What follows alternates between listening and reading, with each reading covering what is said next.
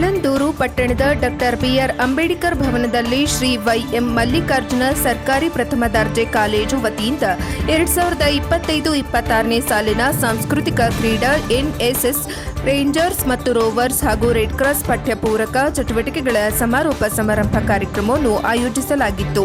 ಶಾಸಕ ಎಆರ್ ಕೃಷ್ಣಮೂರ್ತಿ ಮಾತನಾಡಿ, ವಿದ್ಯಾರ್ಥಿಗಳು ಉತ್ತಮ ಶಿಕ್ಷಣವನ್ನು ಪಡೆದು ಇಂದಿನ ಸ್ಪರ್ಧಾತ್ಮಕ ಯುಗದಲ್ಲಿ ಉನ್ನತ ಉದ್ಯೋಗವನ್ನು ಪಡೆಯುವುದಕ್ಕೆ ಸಜ್ಜಾಗಬೇಕಿದೆ. ಪಠ್ಯೇತರ ಚಟುವಟಿಕೆಗಳಾದ ಕ್ರೀಡೆ ಮತ್ತು ಸಾಂಸ್ಕೃತಿಕ ಕಾರ್ಯಗಳಲ್ಲಿ ವಿದ್ಯಾರ್ಥಿಗಳು ಭಾಗವಹಿಸುವುದರಿಂದ ದೈಹಿಕವಾಗಿ ಮತ್ತು ಮಾನಸಿಕವಾಗಿ ಸದೃಢತೆಯಿಂದ ಇರಬಹುದು. ವಿದ್ಯಾರ್ಥಿಗಳು ಉತ್ತಮ ವಿದ್ಯಾಭ್ಯಾಸ ಪಡೆದು ಸಮಾಜದಲ್ಲಿ ಮಾದರಿಯಾಗಿ ಬದುಕಬೇಕು ಮತ್ತು ಗುಣಮಟ್ಟದ ಶಿಕ್ಷಣ ಪಡೆದು ವಿವಿಧ ಕೌಶಲ್ಯಗಳನ್ನು ರೂಢಿಸಿಕೊಳ್ಳಬೇಕು.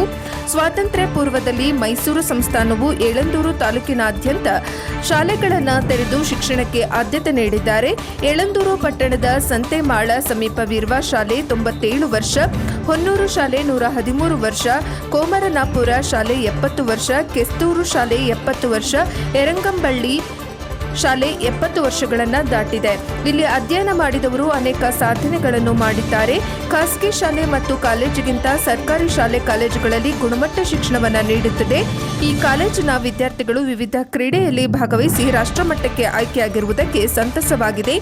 ಜೂನಿಯರ್ ಕಾಲೇಜ್ ಆವರಣದಲ್ಲಿಯೇ ನೂತನ ಸರ್ಕಾರಿ ಪ್ರಥಮ ದರ್ಜೆ ಕಾಲೇಜು ನಿರ್ಮಾಣಕ್ಕೆ ಇನ್ನೇನು ಕೆಲವು ದಿನಗಳಲ್ಲಿ ಗುದ್ದಲಿ ಪೂಜೆ ನಡೆಯಲಿದೆ. ಸುಮಾರು 2.5 ಕೋಟಿ ಅಂದಾಜಿನಲ್ಲಿ 3 ಅಂತಸ್ತಿನ ಕಟ್ಟಡ ನಿರ್ಮಾಣವಾಗುತ್ತದೆ. 2007 ಮತ್ತು 2008ರಲ್ಲಿ ಪ್ರಾರಂಭವಾದ ಈ ಪದವಿ ಕಾಲೇಜು ಸ್ವಂತ ಕಟ್ಟಡವಿಲ್ಲದೆ ಪದವಿ ಪೂರ್ವ ಕಾಲೇಜಿನ ಕಟ್ಟಡದಲ್ಲಿ ವಿದ್ಯಾರ್ಥಿಗಳಿಗೆ ಪದವಿ ಶಿಕ್ಷಣವನ್ನು ನೀಡುತ್ತಾ ಬಂದಿದೆ. ಆದಷ್ಟು ಬೇಗ ಸ್ವಂತ ಕಟ್ಟಡ ನಿರ್ಮಾಣವಾಗುತ್ತದೆ ಎಂದರು.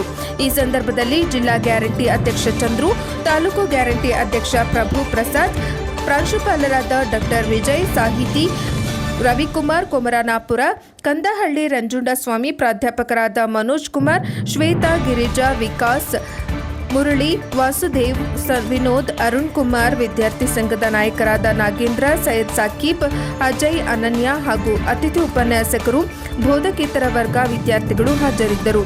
ವರದಿ ಪುಟ್ಟಸ್ವಾಮಿ, ಹೊನ್ನೂರು, ಚಾಮರಾಜನಗರ, NKS TV4.